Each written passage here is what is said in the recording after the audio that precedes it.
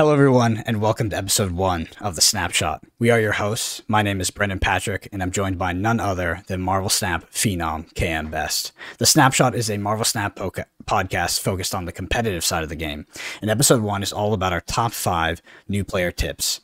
This podcast is also available with video if you head over to youtube.com/the_snapshot. So without further ado, here's episode 1 of the Snapshot.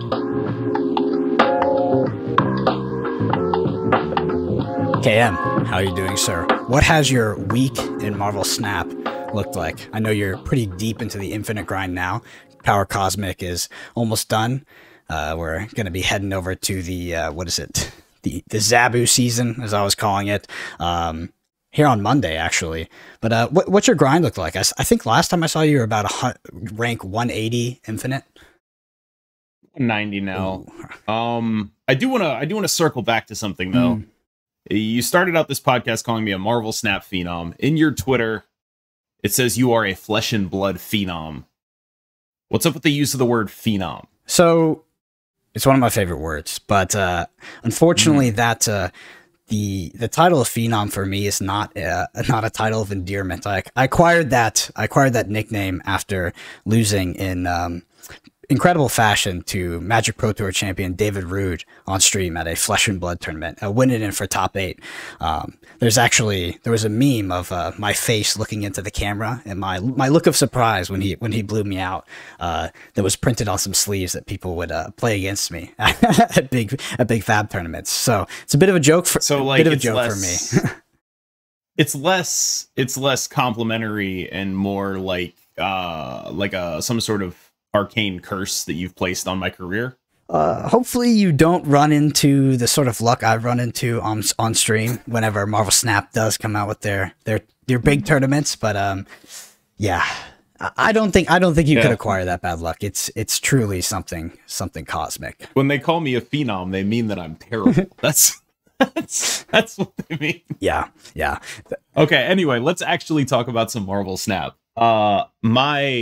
I'm currently about rank 190, which I am unclear. I do not have the sense that ranks past Infinite mean much to anybody except weird people like me who stream every day. I have my own, I like to go positive in the sessions that I play, and that sort of adds up over time. Yeah. But since ranks and MMR are so different, it's really hard to know how much they matter, the context of the rank you achieve, like if you're getting a high rank in pool 5 playing against all the pool 5 players, or if you're getting a high rank by staying in pool 1 sitting at collection level 213 and beating up a bunch of bots because your MMR is very out of whack with the average MMR at your collection level. There's a bunch of hidden stuff in matchmaking that sort of makes rank claiming a little pointless, but I still do it because it makes people click on my stream. Yeah. But I'm still number 1, baby. Yeah, the hidden MMR system. I don't think I am. I really don't. I'm pretty sure there's a guy who's like rank 300. Oh, wow. Yeah, the hidden MMR system is pretty bizarre. I understand why it's implemented, but it does feel weird once you surpass rank 100 and you enter into Infinite. Yeah. And yeah, it's just like you're not playing other people that are at that rank. And then I remember watching you in the season where you were 500 plus Infinite. It was like, I mean, you were in an elo where there was nobody else, and it was just like, why is this a system? I don't think they expected people to hit this high of a rank.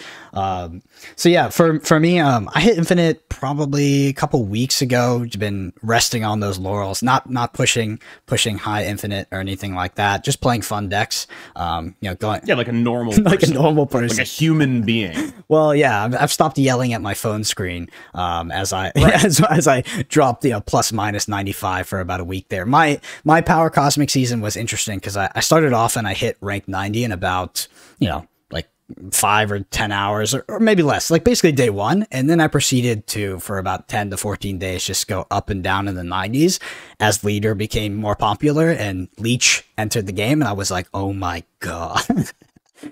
mental struggle there. But yeah, been circling back to the Sarah decks. It's just one of my favorite cards to play. In combination with Silver Surfer, I think that archetype has been a bit unlocked. It maybe is less powerful in the current meta, but if we see leader take a hit soon, it's probably the number one deck on my. It's like my go-to, I think. That's interesting. My preferred, you can tell that I'm like this is like a Marvel Snap boomer take, and I get that that's weird about a game that's been out for like 2 months, but if you've been playing in the beta, it's been out for like 6 or 7, and that's what I mean when I say it's a boomer take. My favorite Sarah decks don't play Silver Surfer. They're not better. They're definitely worse, but like they're the decks that are like, they remind me of the decks that were good in the beta, and so I play them a lot more than I should. Just because I like them. I like doing like Sarah, Carnage, Mysterio stuff. I like that. It's bad. I get it. It's fine. I'll deal. Hey, it might come back eventually. So yeah, let's hop into the news section here. So we got the speaking of Sarah, the Line in the Sand bundle went live, I believe, last night, and it has a particularly nice Sarah variant. Did you pick that up by chance? The second it came out. It was the one I was waiting for as well. I didn't buy any of the bundles that didn't contain tokens except this one. Yeah. They got me. I don't know what else to say. That I feel like I got willingly mugged, but I'll do it again. You can't stop me. A little bit of buyer's remorse. I know the feeling. No remorse. No. I want to be clear. I have absolutely no remorse. I would do it 10 out of 10 times. It's bad value. I know it's bad value. I would do it every single time for Magical Girl Sarah. Yeah. It's a good one. I wanna split Infinity split that and get the inkified version here pretty soon. So yeah, we mentioned this kind of at the top of the show, but Power Cosmic is going to have come to an end by the time this podcast releases. We are recording this on a Saturday, which is going to be particularly interesting for our question of the week. And then next up is the Zabu season. I'm sure there's another name for it, but it is escaping me right now. Zabu is the card that comes out with the season pass. Zabu is a card that says ongoing. Your 4-cost cards cost 2 less, minimum 1. Cam, do you have any sort of initial thoughts on this card? I mean, we could just hit it from 10,000 feet, which is, do you think this is going to be powerful? Is it going to affect the competitive meta? Or do you think it's more of a kind of like Black Panther-esque level of power? I'm going to take a sort of different take on this. 2 things. 1, Black Panther, good card. Totally, it's like it's a card that you will see, as opposed to, say, I don't know, I guess, what's the worst Battle Pass card that's come out? Surely it's from beta, right? Because Silver Surfer is nuts. No, Silver Surfer's really good. Black Panther's really good. I mean, Thor came out in the beta as a 4/6, so he was definitely worse than he is now after they moved him to a 3/4. I guess Nick Fury would be the worst Battle Pass card. That would be the one you'd go to as like, that's just like, even with the Battle Pass, don't get me wrong, I bought it. And I would again. But this is definitely not a Nick Fury. It is closer to a Silver Surfer than a Nick Fury. It is what I think that really stands out to me about Zabu is that it's a payoff card, or a build around card, I should say, that you have to draw by turn 3. And that worries me a lot, because it turns kind of the entire game, assuming this deck is like tier 1, tier 0. There's like, if it's just doing the strongest things when you draw Zabu, it kind of turns the game into, did you draw Zabu? And I know a lot of people listening will be like, well, Sarah's like that, Silver Surfer's like that, a lot of cards are like that. Yeah, but a lot of those cards are late game cards. You have more time to draw them. Your deck doesn't function if you draw it, but you draw it like 75% of the time if you're a Silver Surfer deck, because you draw 9 cards per game and there's 12 cards in your deck. With Zabu, it just feels like if that card is good, then I can't even imagine how horrible Zabu mirrors are going to be. They're just going to be, you snap before playing Zabu, and then they just hope your opponent lost the coin flip to draw Zabu. That sounds like the worst thing on earth. Yeah. Just trying to cheek the extra cube on them by pre-snapping your Zabu. Yeah. Then losing to like Enchantress or whatever. Like it sounds nightmarish. Yeah. I'm foreseeing it to be a bit more medium, but I don't know. It's one of those sort of hyper synergistic cards where somebody could figure it out past what I'm able to sort of theorize right now, but it looks like it's going to be okay. Like for Silver Surfer, that, Silver Surfer is buffing all your 3 costs as well. And that card just feels particularly powerful because of how well it slots into the Sarah deck. So yeah, I mean, it looks good. Gonna pick it up for sure, and it has potential. It has potential, to say the least. I do want to say one thing about the season pass though, Cam. I personally hope that we get a card back for Infinite this season. You know, in Power Cosmic, we got a title. Do you have any sort of thoughts on that? Do you prefer a card back over a title? Okay, here's my take. Anyone who uses an Infinite Cosmetic reward is too try hard. Like act like you've been there before. That's my take. Act like you've been there before. It's not a big deal to hit Infinite. Relax. And I don't want anyone hearing this to be like, oh, he said it's not a big deal. I feel so bad about myself for not being able to. No, that's not what I'm saying. What I'm saying is it's a function of time and effort. And I think most, if not all, players of Marvel Snap, if they put in the requisite time and effort, and it is probably more than you think, can do it. That's not to say like it's not meaningless, but it's just like, you know, I expect that if you try the requisite amount of, if you try hard enough, basically, I guess, you know, now when I'm saying this, I'm like, you know, maybe people should do that. Maybe people should feel like they put in the effort and got rewarded for it. Maybe that's what it's about. Maybe I'm just an asshole. Yeah. But I feel like, you know, like, look, act like you've been there before, basically. If I know people, and I feel this way because I know people who are like, oh, I queued into someone with the Infinite card back. I feel so mad about this. Like, no, dude, I promise you they suck. Yeah.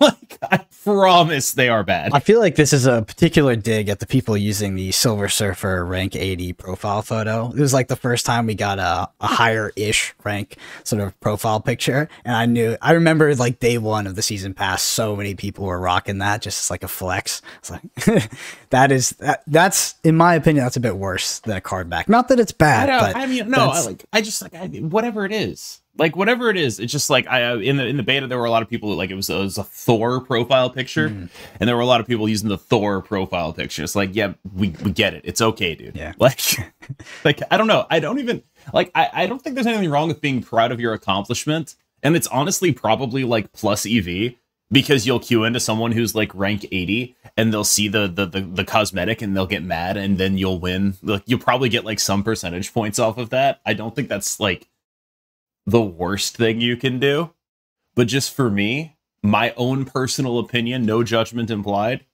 it feels tacky. Yeah, I'd probably be inclined to agree with you on that one. All right, so next up we have our what we're calling our bend and snap section, a little Legally Blonde reference there. This is going to be our question section, ideally a listener or viewer question. This being episode 1, we don't have that, so I have a question for KMBest here, and this is probably something that's on everybody's mind. And like I said, we're recording on Saturday, and this is going to release after the season pass comes out, so after a potential patch and changes to the card we're talking about. So we'll talk about how close Cam got next week. So Cam, do you think that leader is healthy for the game, and how would you go about quote unquote fixing the card if not? This could be a power nerf, ability redesign, or even completely delete it from the game. I think let's start at the top. My proposed change to leader is to make it a 6-2 or a 6-3. I do think leader is healthy for the game. Not in the current form, of course, where he's just sort of like the default 6-cost card that you play in every deck. I think he needs... What bothers me about leader specifically is that, let's say you're a deck that wants to play a top end of like the Hulk or whatever. You just lose to leader. Yep. And that sucks. That like, obviously no competitive deck is playing the Hulk. I'm using it here as an example, but it sucks that a card that seems designed to stop, you know, the playing of multiple cards, or to counteract the playing of multiple cards from your opponent, is also so good at just, oh, it beats whatever 6 drop you're running. Like, oh, you're playing Dr. Doom to put power into a storm lane? No, I'm playing a 9 power Dr. Doom. Sorry about it. Like, that's, I think, the cost of having him in his current state. I don't know if a power nerf exactly fixes it, but it should bring his play rate a little bit down, which kind of has the effect of fixing it, right? A card is only overpowered if you see it enough. I know that sounds dumb, but it's true, right? Like, what matters is the experience that you're having, not like power doesn't exist in a vacuum. If leader is super busted, but only like 2% of people are playing it, it doesn't actually matter. Mm-hmm. And what matters is the effect it has. Now, obviously, in a competitive mode, that can change, but I want to see him toned down. The issue is if you get rid of him entirely, I think decks like Death Wave will be very, very, very, very powerful without him to check them. Yeah. The ability to use Wave offensively and defensively, and the equity those decks get by just like knowing, like if leader isn't in the metagame and you have a hand that lets you do the Wave stuff, you just snap, you win. Yep. Like it's over. And it's very hard to get around that unless your opponents are doing something like Wong, White Tiger Odin, or, Wong, Black Panther, Arnim Zola, things that will actually outpower you. Just playing one card a turn, and those are rarer right now than just seeing leader is. I'm not saying it's like an insurmountable problem beating Death Wave. I don't really think it is, but if you're gonna touch leader, you either have to leave him in his current spot or hit Death Wave. Mm-hmm. And I think that's like the bare minimum. There are probably a ton of other cascading effects that a nerf to that card would have. I don't know. I'm not a game designer. I'm just a guy who plays the game a lot. And I think people like me are prone to giving uninformed, dumb opinions on game design. So I do want to be clear that, like, you don't need to, like, hear what I'm saying and be like, oh, he knows what he's talking about. I might not. Like, you got to take my opinion with a grain of salt here. There are probably a million things about cascading effects that I'm not taking into account that could impact their decision-making process. Yeah. And I think generally they should be given a bit more slack, because I know for a fact all the people saying this stuff is obvious are just wrong. Yeah. I feel like the people that particularly dislike leader, it's less because of how it limits game design in the 6-drop slot, and more because it's a feel bad card to play against, right? It's a stack your deck with the best cards in the game, be winning 2 lanes, have priority, then play leader with board slots. And yes, like, you will be able to win, but there's slightly a downside to that, where leader is quite telegraphed, right? It's pretty easy to sometimes see when you're going to lose to something like leader. The fact that you have to always expect it, yeah, kind of annoying. I get that.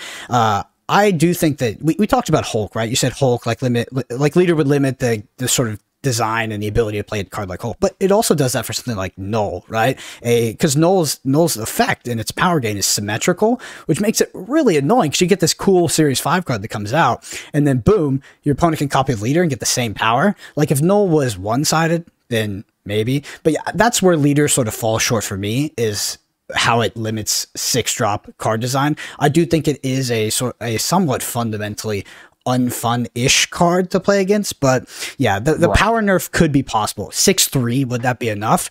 Maybe. Would leader be playable at 6-0? Maybe not. I mean, it'd be.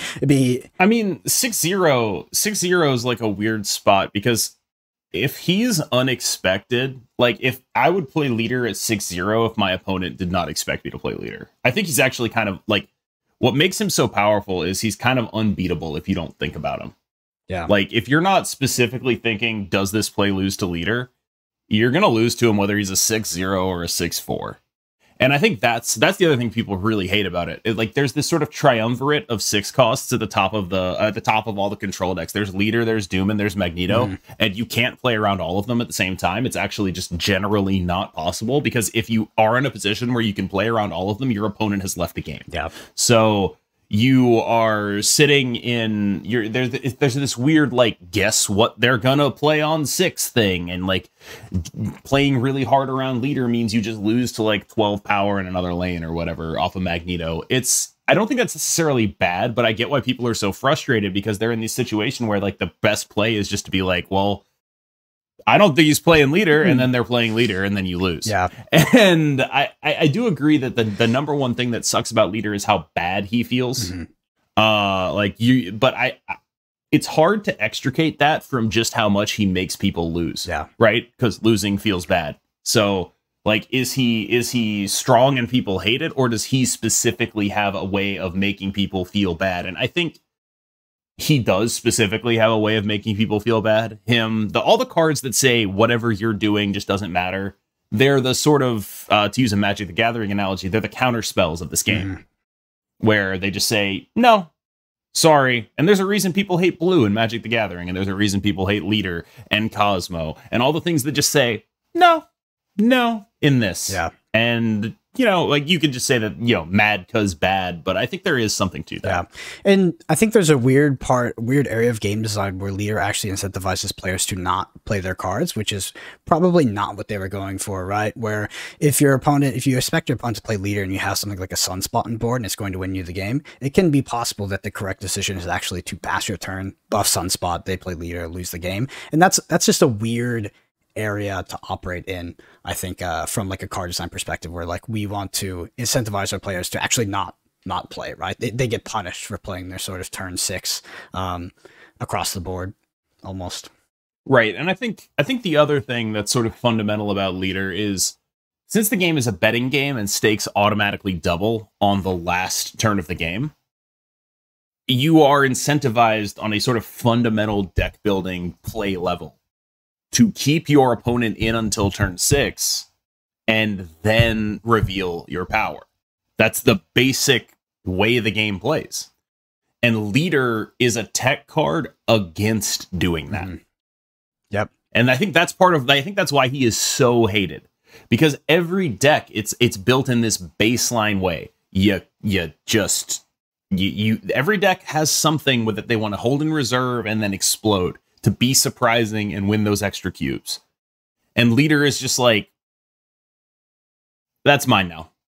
Actually, the way your deck is built is wrong and dumb, and I have it now. Sorry about it. And I think that's what people really hate about him, is because there's these things that make sense. They're thinking about the game the right way, and I did air quotes there. And then Leader is like, haha, you thought about the game the wrong way because I exist. And that's what people hate about him. Yeah. Awesome. Well, I guess we'll see in 24, 48 hours here, if it does get any sort of hits, maybe power level, maybe I don't super expect ability redesign, but I wouldn't be surprised. Like I said, this is our bend and snap section. If you want to submit a question that we can read off on the pod, answer it here, go over to youtube.com for now, check out this video and shoot us a comment. Let us know any questions. We'll pick the best and we'll go ahead and answer them here. This can be a super fun section for us.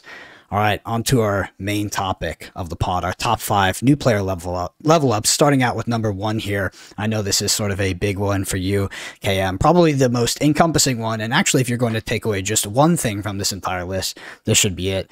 And that is sort of mapping the opponent's turns. I call it do the math. I think you mentioned something about ranges, but it's understanding what your opponent can play against you, what sort of values they can play within, and how you're going to stay in the game, potentially beat that, et cetera, et cetera. Cam, this is sort of, I know you're very passionate about this one in particular, so I'm going to go ahead and let you take it. Let's start with, I guess, level 1 of this concept, which is just asking yourself, what is my opponent doing? And how does what they're doing beat what I'm doing? And that's like, those are like the 2 questions you need to ask yourself in every game of Marvel Snap. Every turn, just be like, all right, what are they doing? How does it beat what I'm doing? And then what does that mean for what I'm doing? And the classic example of this is, let's say you are playing against a deck that has played a Thor and a White Queen. You're like, oh, that's probably like the Leech Leader deck or some variant thereof, right? And so you know what they're doing, and then you ask, how does that beat what I'm doing? And then let's say it's turn 6. They have not played a Leech. They played, let's say, Thor, White Queen, Arrow, right? You have to figure out, okay, are they playing Leader? Probably. Are they playing Magneto? Probably. Can I beat either of those cards? Can I beat both of those cards? If you can, you stay. Like, let's say you're playing Patriot or whatever. You have all your buffs on the board now. They're not going to beat you with a Leader. And then you have to ask yourself the question, if they're not going to beat you with a leader, why are they still here? Yeah. Why did they snap me back? Why are we playing for 8 cubes right now? What do they know? On my stream, a lot of the time, I refer to this as what are they cooking? But really, it's just, what do they know? What do they know that is causing them to do the things that they're doing? And this can be varied, right? Like maybe what they know is that they're rank infinite already and they don't care and they just want to see what you have, right? Like maybe they don't know anything. Maybe they're bad. I don't know. You have to make that decision. But generally, at least at my, MMR and rank, I respect the people I play. And I figure they have good reasons for doing the things that they're doing.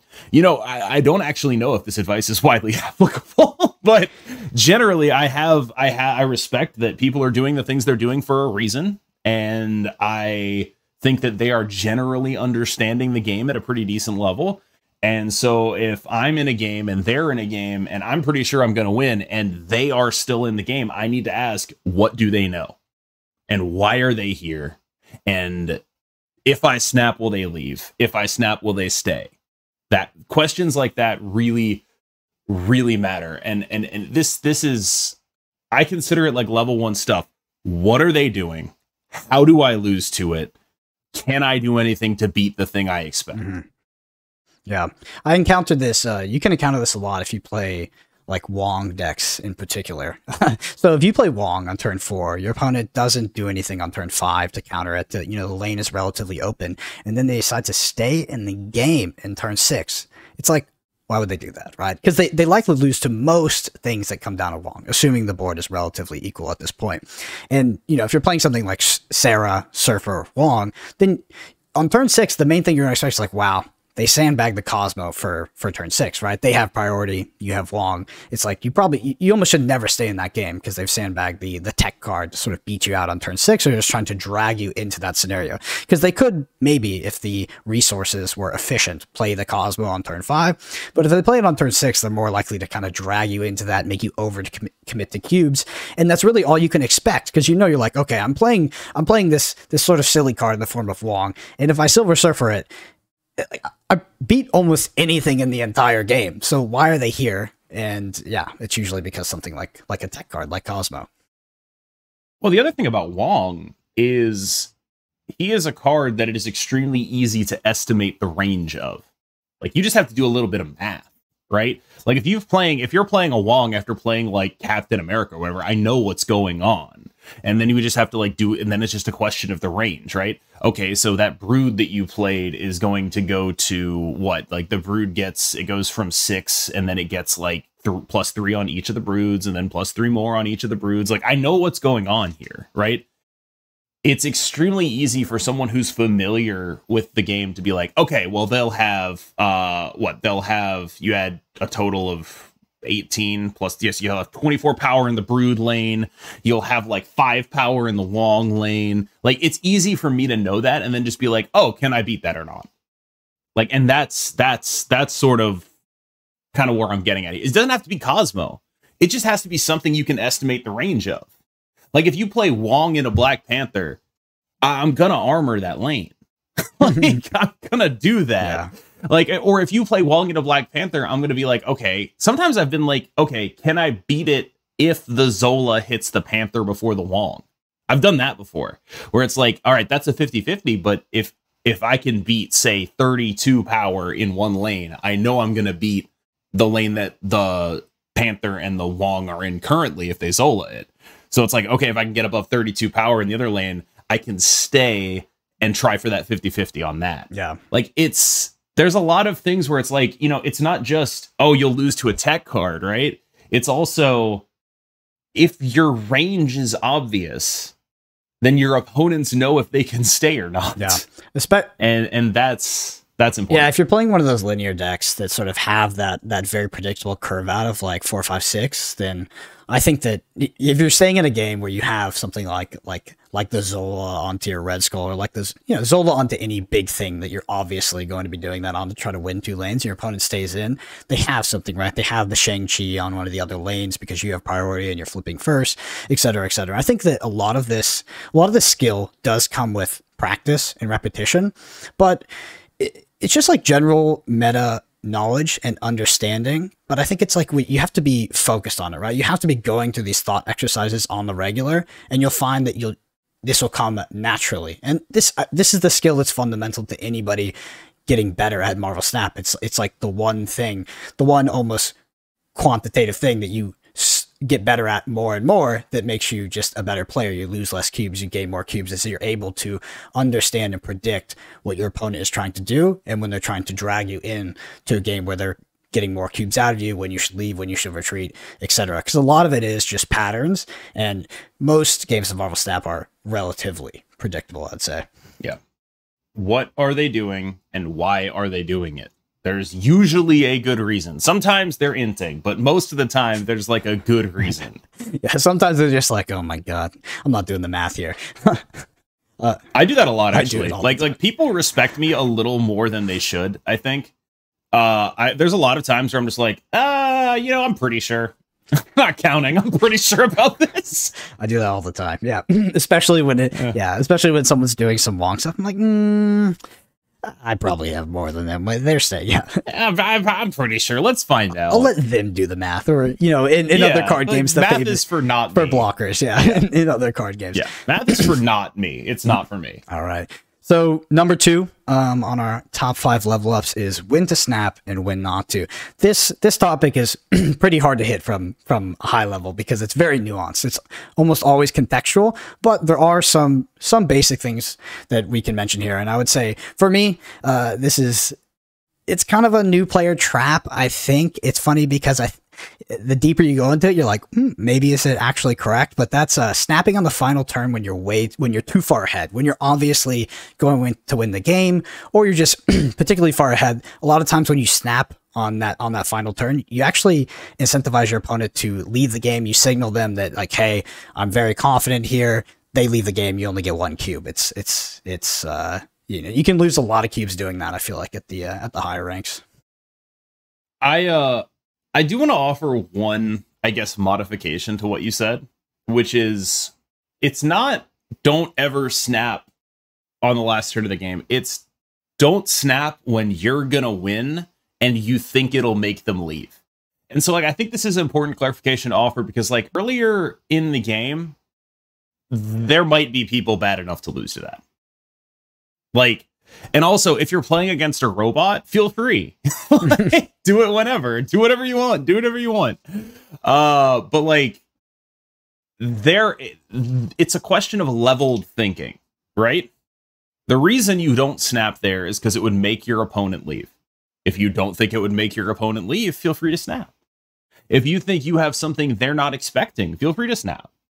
Like that's why surprise is so important in Marvel Snap. Mm-hmm. It's why the longer a deck is a known quantity, the worse it gets.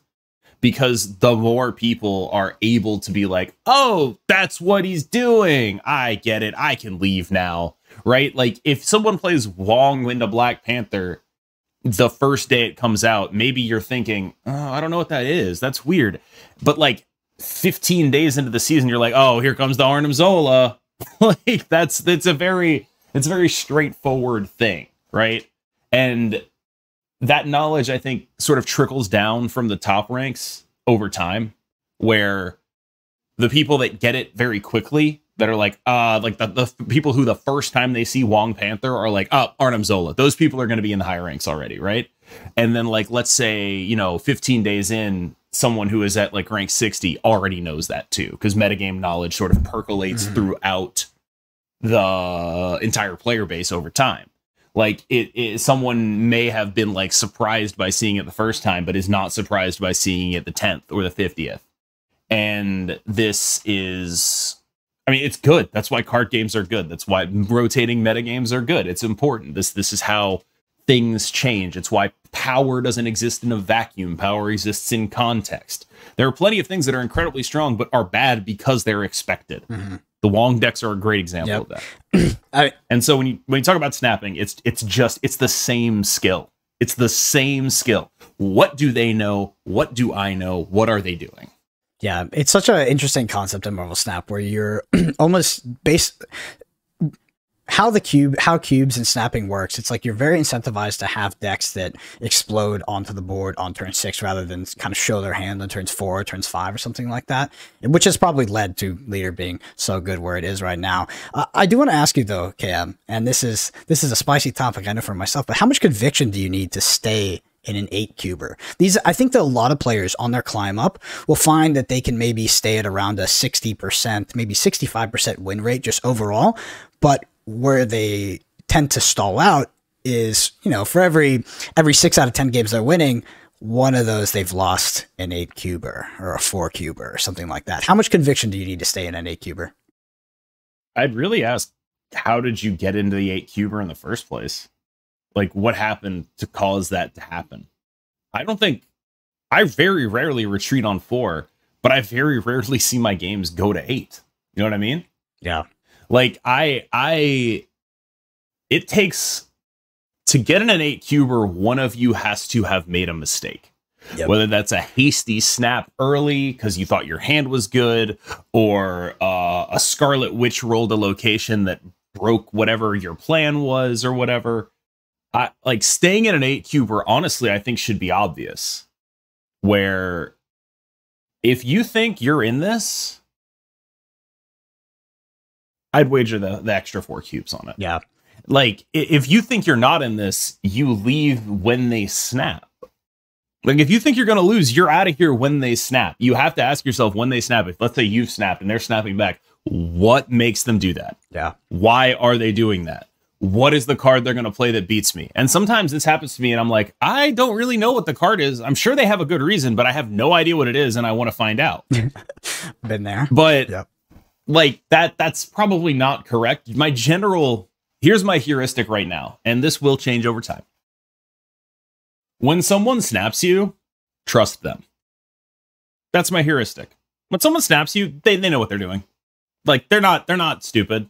They know what they're doing. They like, maybe they're like, if you want to say that you're like, I think this person is stupid, then you could stay.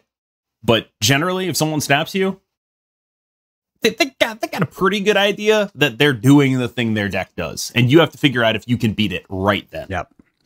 Yep. I think that what you said a concept there that is really simplistic, but I think really fundamental as well. And that's that if you find yourself in an 8-cuber, one of you is wrong and very wrong, right? Like one of you has done the math incorrectly, and you have to sort of use your metagame knowledge and just player experience to weigh up the possibility of it being you.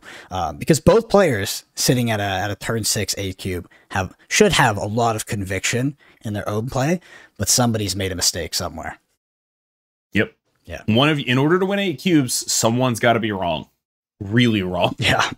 All right. So I would another one I had on here was snap the turn before you're going to pull ahead, before you're sort of quote unquote winning the game. Kind of obvious, but a bit hard to do, right? Probably takes a lot of experience. You know, maybe snap before you play the Sarah, maybe snap before like the Wong has come down or something like that, and you don't think they have Cosmo, they haven't played it. It's like, okay, you snap before you come out with some combo or something like that.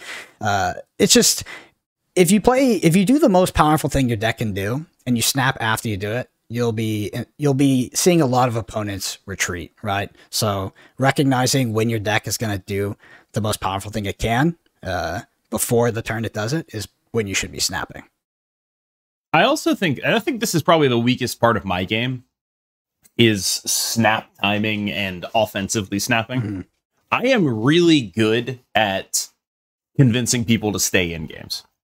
I am really good at snapping and then being like, you know, they snap me and I'm like, I don't think so about that. But a lot of the times in those situations, I don't snap back, because then they'll be like, oh shit, what is he doing? Right. Mm-hmm. And I want those 4 cubes, right? I can snap back later and get like 2, but like there's a lot of times where it's like, you know, someone's advantaged on turn 3, they snap against me and I'm like, no, I'm staying in this one and I'll win that. And I don't know when to snap in those games. Yeah. Do I snap immediately? As soon as I decide I'm staying in, am I supposed to snap? I don't know. Yeah. Like this is like an actually difficult situation, right? Because like I wonder if I'm like costing myself an extra 4 cubes by not snapping there. But I think, you know, My theory would be if you think you're going to win and they snap you and you're like pretty sure you know what they're doing and that you beat it, you probably should snap back there, but that's so hard to do. Yeah, it's tough. It's so hard to make myself do it, especially when you need a few top decks, right? Like if you're let's say you're in a good spot, your opponent snaps you early, and you're like, okay, they probably drew their Patriot Mystique or something like that. They've got the best thing their deck can be doing. But you're like, I kind of need like one more top deck to actually beat the best thing they can be doing. Like if it's like medium, I can beat them. I'm ahead on board. I'm doing really well, but I do need to kind of top deck the arrow to like pull the Mystique or something like that. Like I've been playing Killmonger in my my Shuri leader vision arrow deck recently, because a lot of people have been playing, Patriot and Zoo to beat leader, right? And I'm just like, what if we just play Killmonger? What if we just became a Killmonger deck, right? And there's a lot of situations where like they'll snap and I don't have the Killmonger. And looking at the deck, it's like, okay, well, I'm 50% to draw the Killmonger. I guess I'm mathematically supposed to snap back. But here's the thing. I'm a huge coward. You don't know me like that. I'm not snapping back. Because like, I don't want to wager that on drawing the Killmonger. Yep. I figure the Killmonger is unexpected enough out of the deck that I'm playing. I've never seen anyone else run the card in that deck. Mm-hmm. The Killmonger would be unexpected enough that and also what if I draw the Killmonger and they play armor? Suddenly I lose anyway, right? Like there's a bunch of situations where it's like, you have to be really careful with your cubes, I feel like. Yeah. It's important to actually think about okay, what do I lose to here? Even if I draw the thing, can I lose to something else? In that example, it would be the armor off the Killmonger on a lane that matters, right? Yeah, for sure. So the next one I have on here for us is deck building. This is a deep concept, obviously, and I think that it could probably occupy its own pod topic, but we'll try to hit it from a high level, right? So for me, when I'm looking at deck building, I try to build a deck with a game plan in mind. So this could be something as sort of vague as disruption, right? So like a disruption deck, maybe I've got Storm in my deck, I've got Juggernaut, I've got things like Arrow, Leader. Like I'm trying to just react to the opponent and disrupt what they're trying to do. I think that there's a lot of decks that play around big turn 6 plays, things like Destroyer. You might have Warpath in your deck, right? You're very incentivized to have an open lane. Something to keep in mind when you're building that deck, right? You wouldn't particularly want to put sometimes you wouldn't want to put like a Mysterio in there, something that's going to be putting another card into a lane, turning off your Warpath almost inherently. If you kill a Destroyer, it's another story. Then there's this other type of deck, what I guess is called now the best deck at this point, and that's decks that play to get priority in the early game and then just exploits the turn 5 arrow and the turn 6 leader. KM, you're pretty prolific for deck building at this point. What are some things that you are thinking about when you're going to build a new deck or have a new take on a currently established archetype? Yeah, I want to be clear. I don't really build new decks anymore. Back in the beta, I was probably the person who popularized Destroyer as an archetype, but not the ongoing version. That was a friend of mine, Owen Collier Ridge, who popularized the ongoing version, which is better than what I was doing. But I would back in the first Nexus event of the game. Remember Nexus events? You actually might not. Were you around for Nexus events? I started playing the game on launch, actually, not a beta player. Okay. So I was around for Nexus events, and Destroyer was in the first Nexus event, and I got him from that and popularized a sort of goblin-based Destroyer deck that later involved Daredevil once Daredevil came out, and for a while, it was the best way to use Daredevil, and then the ongoing version pushed the archetype further. I popularized a bounce deck before they nerfed the collector. But I don't consider myself a deck builder. I also think that the idea of I think deck ownership, or this is so and so's deck, is can we curse on this? Yes. It's bullshit. It's total bullshit. It is not a real thing. And I think to even buy into the concept of deck ownership privileges those who spent a bunch of money. It doesn't mean I didn't make the Destroyer deck because I'm a genius or anything like that. I made the Destroyer deck because I spent a bunch of money. I had the cards. I could do that. Right? It's not anything other than access to cards, which is a function of money and time that plenty of people like you who started on release do not have. And I so like when people talk about like, oh, so and so invented whatever, I do that as a joke, but I want to be super clear. Almost everything I do is at this point is just riffing off of other ideas and trying to iterate on them and tune them and change them as they go, right? Like the deck I'm playing with Shuri in it and Vision was just, it originally was just like, you know, I think Leech sucks. Let's take the leader shell and then put Shuri and Vision in it instead of Shang-Chi and Leech. Mm-hmm. And that's it. And now it's like probably like 7 or 8. Like it's actually very different now. It's probably like maybe only 7 or 8 cards remaining from that original shell. And so like, is that the same deck? I don't really know. I think it is the same deck, but like I don't really know if it is the same deck. That's kind of an open question, but it's, if you want to get better at this game, play something that's actually good instead of trying to make your own shit. Yeah. I mean, if you want to like break the meta, you better understand it first. And if you're someone who is like low ranked and wants to like brew or whatever, and just don't be surprised when 1 out of every 10 is functional and the other 9 are terrible, because that's how it is for me. Yeah. Especially now, right? I try so many things. Yeah. I try so many things, and it's so hard to tell if any of them are actually better than the others, you know, because like maybe I just got luckier, right? Like it's very hard to judge off of your own personal experience how good anything is, which is why like when I talk about like my favorite decks, I talk about my favorite decks and not the best decks, right? Like it's just impossible to actually know this kind of thing.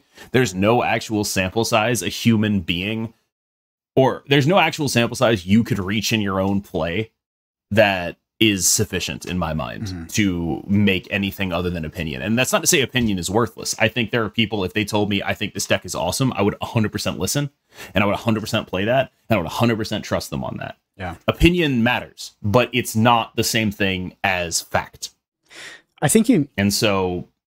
I'll continue. I was going to say, I think that you mentioned something that was like a pretty good tidbit there, though. Like you saw the original iteration of that leader deck, right? It had the Shang-Chi and it had the Leech, you know, looking to maybe white queen the opponent on 4, leech them on 5, and then be the only player with leader. Which I actually, you know, I also thought at the same time is like, this doesn't really incentivize my opponent to stay in the game. It really incentivizes them to retreat on the Leech. So you switch that out with Shuri and Vision. And I think that's totally fine in a game like Marvel Snap, where deck sizes are so small. And I think that because the player base is so big, like we're just starting to innovate quickly. It's hard to be like, okay, I'm going to define a new archetype. The card pool is also kind of small. So I think that deck building in Marvel Snap often is changing out 1 to 2 cards because they can make a massive difference. Like that Shuri Vision change, it's a huge change in terms of how the deck actually plays. Like when you're able to Shuri into Vision, now you have this big movable piece that it's kind of a counter to Leader, right? Because they can't do anything about it. Leader can't do anything about the 14 power Vision that now exists on the board and can move anywhere. So It's an innovation that existed in the context of Leader, where it's like, okay, what's good against Leader? A big power on turn 5 is good against Leader. Big power on turn 5 that can move is better against Leader. Yeah, definitely. So yeah, I think that does encapsulate a lot of deck building in Marvel Snap. Marvel Snap is a game, though, I do find, at least for a lot of your journey through the ranks, you can brew your own decks, and the way that card acquisition is structured, it doesn't actually incentivize you. It forces you to do that to an extent, because you're always going to be missing cards from like top meta decks until you either whale or get pretty lucky. But oftentimes you'll be taking a shell and you'll be switching out a few cards for better options, or maybe options that you just have in your collection that can compete with what's in the sort of popularized list. You brought up something that I wanted to touch on, which was, this actually circles back to our Bend and Snap question of the week, where you talk about like why Leader feels so bad. And it's because for most of the player base, they're going to be building with what they have. And so like, let's say you unlock something super cool and you're like, oh man, I can't wait to build around this. And then you build around it, and then, oh, Leader's here. That thing you thought was super cool, it's cooler when I do it. And it's like, oh man, what was the point of unlocking any of this? All these like cool build around pieces in pool 3 that you unlock over time. He's just like, no, every time. And I think that's something that like, that's the thing that, because like, if you have a full collection and you're a smart player, you can play around him a lot. It's not like he's unbeatable at that situation, but that's not the situation the vast majority of the player base is in. And so I think a lot of players who are really good look at this situation and they're like, you know, leader's fine. Like, he's not unbeatable. He's totally fine. But you're coming at it from the perspective of being really good at the game and playing a deck that lines up well into leader. And frankly, those two things are not options for a lot of people. Yeah. Like, you can't just choose to do both of those things if you're like CL, 1100. Yeah. And that is important. It matters. And I think frankly, the devs should never in a million years. I complain about like, oh, it seems like they're behind the meta a bit, but it's like they should never be balancing for me. Yeah. No one should ever focus on me in balance. Yeah, definitely, because the spread is so large because of card acquisition in this game, especially in Pool 3. Like Pool 3 is absolutely brutal for kind of like free to play, in my opinion, especially as new season pass comes out and potentially nerfs hit. You're 100% right. Like because I'm around collection level 5,000 or 6,000 as well. Like the game isn't intended to be balanced around us who have access to pretty much every single card or can get cards on demand from the shop whenever, something powerful gets added. The next thing I want to talk about here is like, if you are looking to deck build in Marvel Snap, there are some signpost cards. There are some synergistic cards, and this is going to make your job a lot easier when you're looking to come up with an archetype, right? So cards like Silver Surfer, buffing your 3 costs, cards like Patriot, buffing your cards with no text, and cards like Cerebro, buffing the power of your costs. So those are what I would consider signpost cards. So what isn't a signpost card is something like, I don't know, armor. Armor's great. It's a great tool. It fits into a lot of decks. Goes in every deck. Exactly. But you're not going to build a deck around armor. So Marvel Snap does have cards that do signal, hey, here's pretty much how you should build the rest of this deck. The 11 other cards, buffing your 3 costs, something like that. So great places to start if you're looking to build up some archetypes and you maybe don't have access to all the cards, right? Like you might have your Silver Surfer, but you're lacking your Brood, but you can go just snag it out with replacement level 3 costs. That whatever case. Actually, I think Brood is one of the ones you can't, right? Yeah, that's when I said that. I think you're lacking like Polaris or something. Sure, go for it. But like I think Brood is like you kind of need that. That's a real hit to your overall power level if you don't have it. Yeah, definitely. All right. So our next this next topic, we've kind of talked about it a lot. It does circle back with number 1, which is being able to understand your opponents. But let's just talk about some resources you can use to do that. So our next point here is the meta. So it's important to understand the meta, and there's a lot of resources out there to do so. So I think the first off, and this is like very, very sort of surface level, is just to observe your opponents and see kind of how things are changing week to week, day to day. The more active you are, or sort of like you're actively participating and trying to understand what your opponents are doing, the more you'll recognize patterns and the sort of quote unquote meta will take shape around you. But for me, I think that the best way to sort of cheat code this and not play a million games is to go look at streamers, like people like KMBest. Like they're usually on the cutting edge of the meta, right? They're building new decks, and that's like, particularly when there's a featured location or a hot location, I find myself going to streamers to try to find the most broken deck for that location. There's also websites like Marvel Snap Zone, Snap Fan. They do kind of like articles on how the meta is shaping up, give you some deck lists, just great places to start. Cam, how do you go about trying to sort of understand and map the meta? It's got to be mostly just through experience, but also probably your community helping you out with like, here's this new list from here, it's performing, you try it out, you can see how it is. I play 4 hours of Marvel Snap every day of my life. That's pretty tame. It's actually not that much. No, I mean, it kind of is. Like, that's not even really a joke, right? Like, I was talking with another streamer about this, and they played like 8 hours a day. And it was just like, wait, what?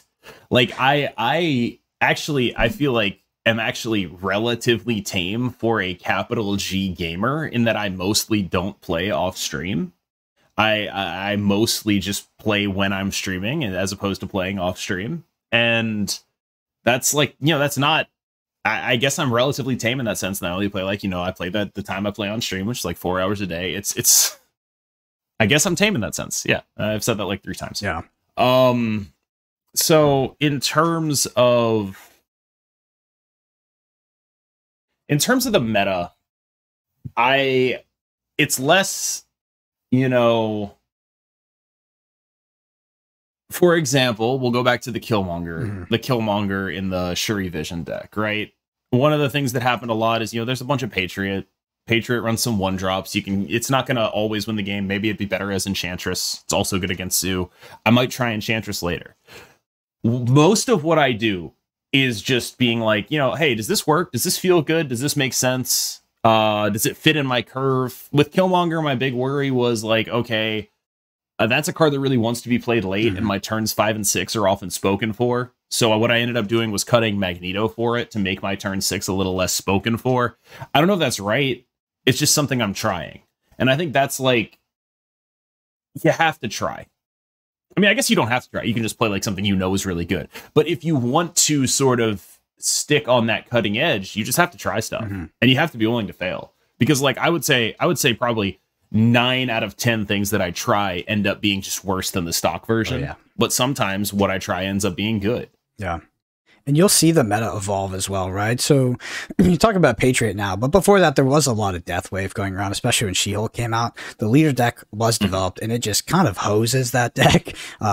So we see that deck be popularized, and then we see a reaction to that. Like usually the meta's ebb and flowing, right? Like if a deck is super popular, there should be another deck that rises up as a result that can kind of counter it. Maybe it's not exactly on the same power level, and its matchup sort of spread is not as rounded, but it does have a favorable matchup into that one top deck. And that's what we see with things like Patriot, things like Zoo, things that are just like, hey, I know you're going to play leader on turn 6. How do I counter that? It's like, okay, I have cards that synergize and buff my other cards, so don't really do anything on turn 6.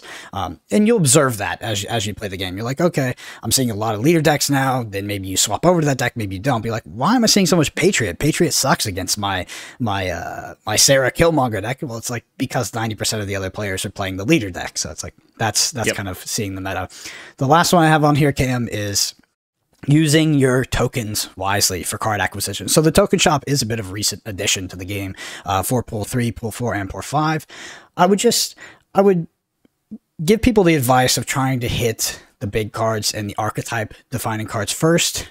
You don't have to. You can just, if you see a deck that you want to play, or you see the quote unquote best deck, the leader deck that's got the Shuri and the Vision and all of that, you can try to just build that one deck. But if I was going through that process again when the token shop existed, I would try to hit the archetype defining cards, things like Sarah, Mr. Negative, Cerebro, Patriot, Silver Surfer, Dracula. Even if some of those cards are not in the tier 1 meta decks, they're going to vastly open up your options for decks that you can play, which I think is just a more rewarding experience in Marvel Snap in general, right? Especially if you're a newer player trying to learn the game. You should really be trying out kind of like all the options that are out there so that you can understand it when you do eventually face it. That's interesting. I think I will say I disagree. But I just want to like dive into something real quick. I think it's important to understand that buying anything in the token shop is bad value. When you buy something that's in Series 3, you are already going to get it for free at some point. That's how Series 3 works. When you buy something that's in Series 4, it will have eventually gone into Series 3, and then you will have gotten it for free. That's how that works too. Now, unless there's cards that are permanently in Series 5, it's also true for those. I don't know if there are. I would kind of expect, I would want, I suppose, Thanos and Galactus to stay in Series 5 forever. I think that's good. The rarer those cards are, the cooler they are, the better. I think that's good. But something like, Null, there's no reason why that can't be Series 3. Yeah. There's no reason why Darkhawk can't be Series 3. There's just not. And so until we know the downgrade schedule, it's hard to know exactly how bad value they are. But the way I think about it, and this is a kind of a tortured analogy, it's a bit like taking out a loan. You're getting hosed on this, but it's how you get access to something now, right? You know, you're paying, you know, extra for what you're doing. If you're going to go like take out a home loan or whatever, you know, you're going to pay 7% year over year, right? That's not good. If you could have just bought the home straight up, it would have been a better deal, but you can't. So you're doing this thing that is a bad value proposition. Please, homeowners, do not write in about equity. I don't care. You're doing something that is a bad value proposition in order to own something now, because you believe that owning it now will bring a benefit to you. And that's every card in the token shop. Now, with that said, I actually do think you should just buy the cards that are tier 1. I actually think you should absolutely just go like get Arrow, Leader, and like Sarah or whatever. Totally, 100%. Totally do that. Like those are like, I think you should be very discerning with your cards. If you're like, obviously it always depends on context. Like if you have the other cards for it, but like if you have Leader and Arrow, you can play like Leader, Arrow, Dino, and that's just a great deck. Yeah. If you have Destroyer, you can play Ongoing Destroyer. I think that's like a little bit worse of a deck, but I think I would focus on cards that unlock archetypes by themselves and cards that are just like incredibly powerful, right? Cards that go in decks that are good that you can play right now. Ongoing Destroyer, I believe that's what you use to climb to infinite, right? That's 11 pool 1 cards. For the first season, yeah. 11 pool 1 and 2 cards. First season. Like, right. And it's like, you know, if you had access to that Destroyer earlier, would it have been easier? Yeah. No, yeah. So you're totally right. I think that like that's sort of the second point out here. Just like there's definitely a good value prop to just snagging those cards that just stand above the rest. Like I genuinely believe that like things like Arrow, Leader now, I think a Leader is a bit of a dangerous investment, maybe because it might get nerfed and who knows how much. Might get nerfed. Exactly. Yeah, like balance patches pending. Probably don't do it now just because of the balance patch. But like for the last month, yeah, it would have been the best purchase you could make. Yeah. And yeah, but like we talked about, things like Arrow, like right now, just really just powerful card, can fit into what feels like many decks. Like that's something that I would be picking up pretty quickly. So just targeting those very, very powerful cards, because what we're finding out in Marvel Snap, or what it kind of seems like, is that these hodgepodge decks of just the best cards in the game are performing really, really well. I don't know if that will be forever, you know, as more cards enter the game, but those decks have been performing very good up until now. So I don't think there's anything wrong with, you know, maybe just targeting a lot of the cards that are in that particular deck list. All right, so Cam, well, that concludes our top 5, by the way, but I do have an honorable mention, and this is something I want you to quickly talk about, because I heard a riff, one of your riffs, talking about how this changed from the beta to the launch. And it didn't change. We tested. Or no, players' perception of how important it was. Okay. Yeah. So players' perception of how important this topic was, and that's priority. So priority, it's fundamental to the Leader deck, right? So I think that deck has forced a lot of players to understand priority and how important it is to have priority on specific turns. But you had mentioned that back in the beta, people were maybe less focused on this, but now it seems like one of the most important things going on in the game, right? You're going into turn 5, you're going into turn 6. Do I have priority? A lot of times you can win or lose the last turn because, you know, the arrow is going to drag your thing across, or et cetera, et cetera. So Arrow is the card that priority matters the most for, I think. Arrow is the card that puts this in focus. A lot of people talk about like Leader needs priority. It's actually the opposite. Leader doesn't want you to have priority. He just wants you to be winning. And when you're winning, you have priority. We should at this point take some time, because I know there are people who actually don't know what we're talking about here. Priority in Marvel Snap means who goes first, whose cards flip first, and whose cards do not flip first. And you can see one of the names at the top of the screen, either your name or your opponent's name, will be highlighted. And that is the person who has priority. And having priority is determined by who is winning the game at that moment. And when I say who is winning, I don't mean who has the most points. I mean who is winning the game. Who's got 2 locations that are winning? If it's the tie, if 2 locations are tied, who's winning that 3rd location? If the game ended right now, who would be winning? That is the person with priority. So why does this matter, right? So let's say your opponent you are up in 2 lanes, right? You have priority, and you think your opponent is going to play Leader.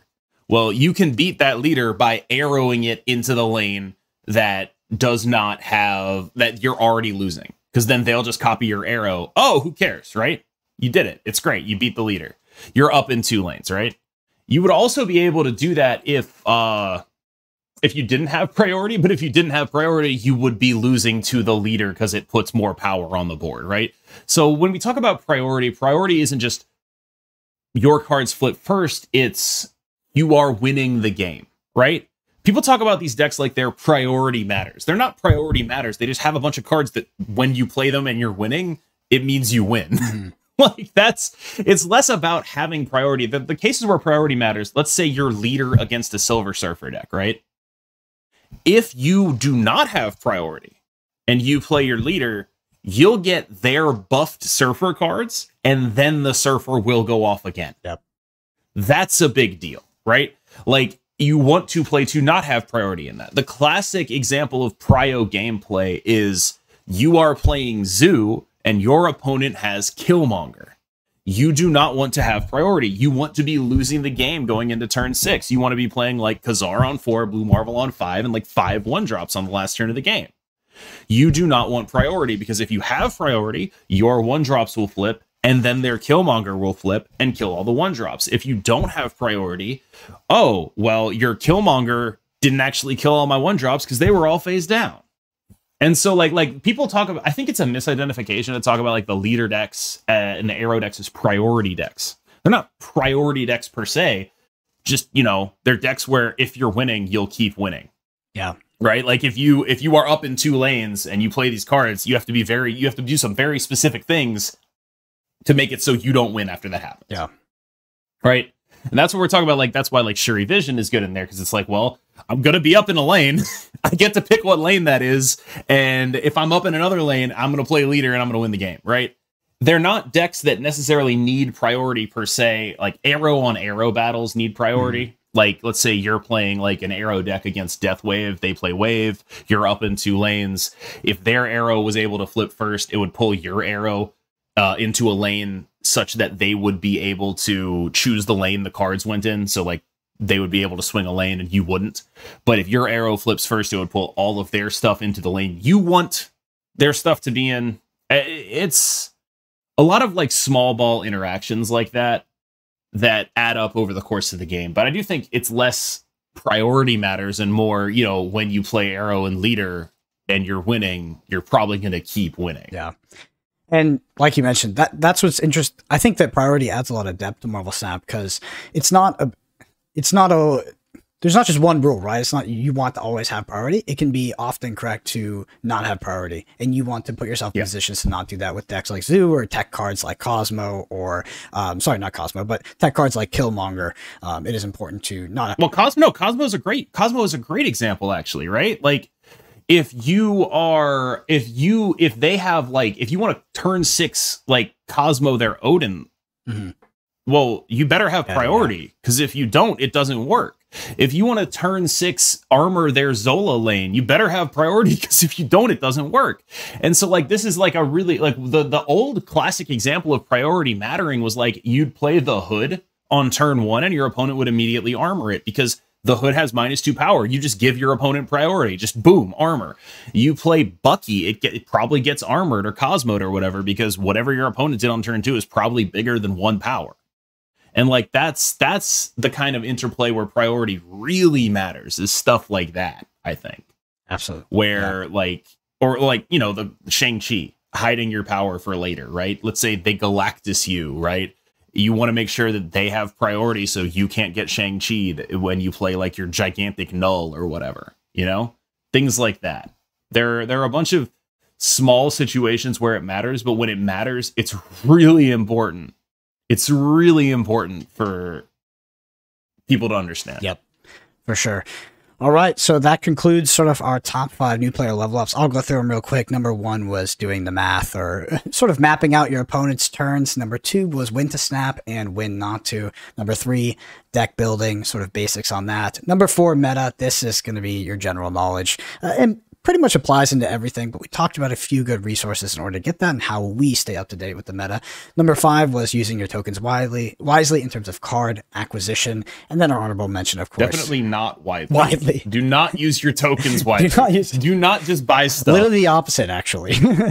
Yeah. And then our honorable mention was, of course, understanding priority. So this has been episode 1 of the Snapshot with myself, Brendan Patrick, and KMBest. Hope you all enjoyed. Please let us know in the comments below on YouTube what you thought, what topics you'd like us to cover. I'm sure next week is probably going to be something to do with the new season and some of the decks that are coming out of that. But yeah, there is a video version of this on YouTube at youtube.com/the_snapshot. I'm on Twitter at BrendanAPG. You can see it in the overlay here. Cam is at KMBest. Cam also streams. Cam actually at KMBest MS. KMBest MS. My bad. I think I have that correct on the overlay, but incorrect in my saying there. Cam, what is your stream schedule? Where can people find you? And yeah, let us know. On weekdays, I stream on Twitch at 6 p.m.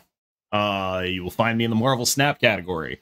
On weekends, it tends to be in the like 4 p.m. range.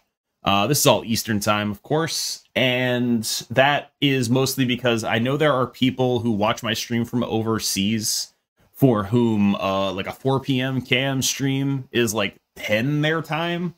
But like a 6 p.m. KM stream is like midnight and they're going to bed. And so I try to get like at least a couple early streams in on the weekends. That is my current schedule. Currently, it's no days off. That will not be true forever, but it is currently no days off. Absolute workhorse over there. Well, we hope you all enjoyed episode 1 here of the Snapshot. And yeah, until next time, we'll see you in the next episode.